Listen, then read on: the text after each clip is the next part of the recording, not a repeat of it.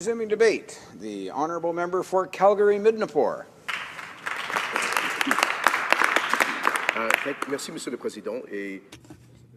Thank you, Mr. Speaker. It's an honour to have this opportunity to rise in the House to speak to this motion. I'd like to congratulate the member for Sherwood Park for moving it forward.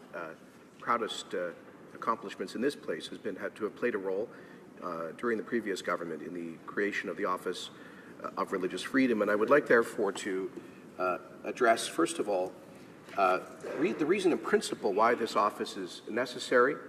Secondly, why it is particularly urgent at this time that Canada and like-minded democracies emphasize the protection of vulnerable religious minorities.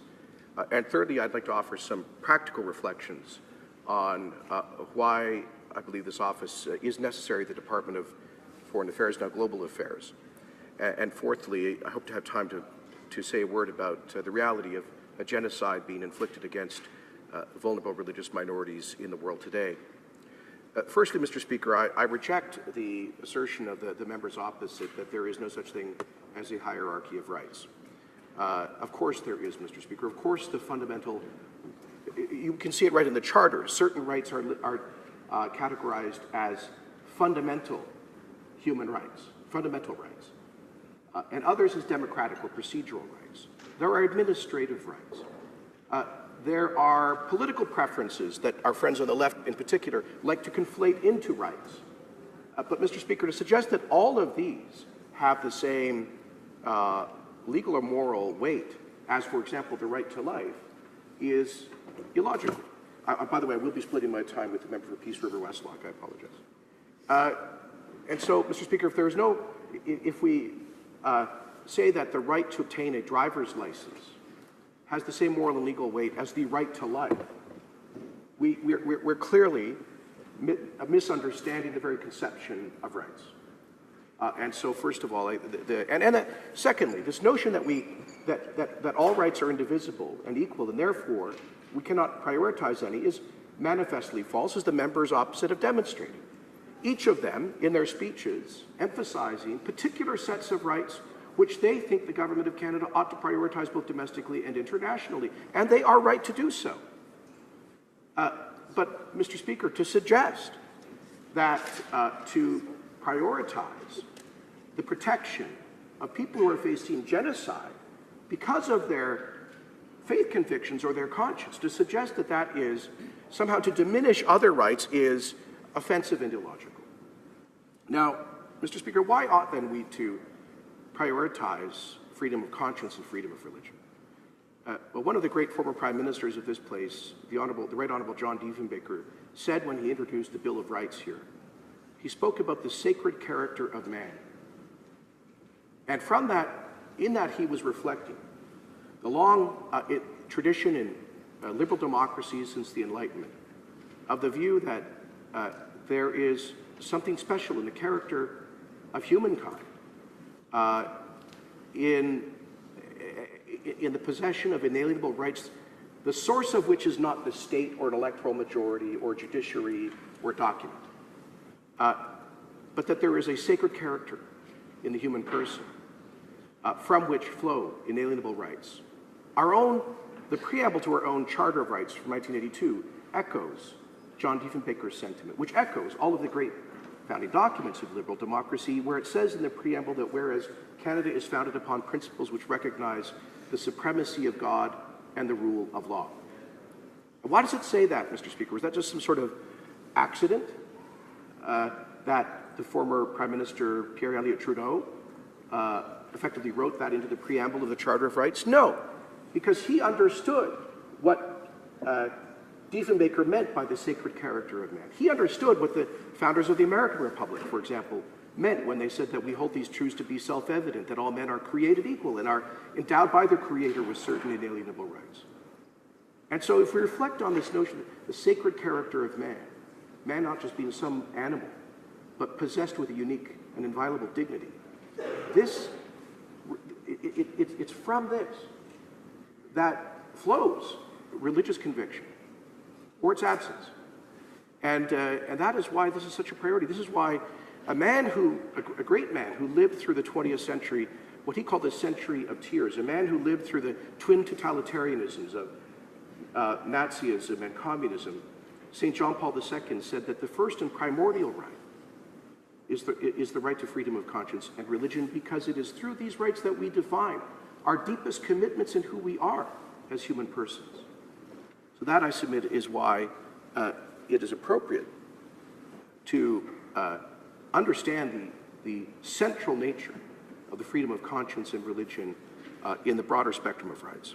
Secondly, why is it particularly urgent at this time?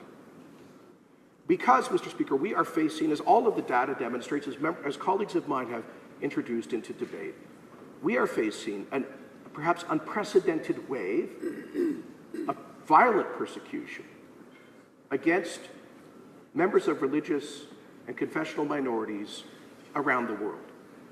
Every day, without exaggeration, every day, there are mass acts of violence targeting purposefully people because of their religious confession or their lack of it.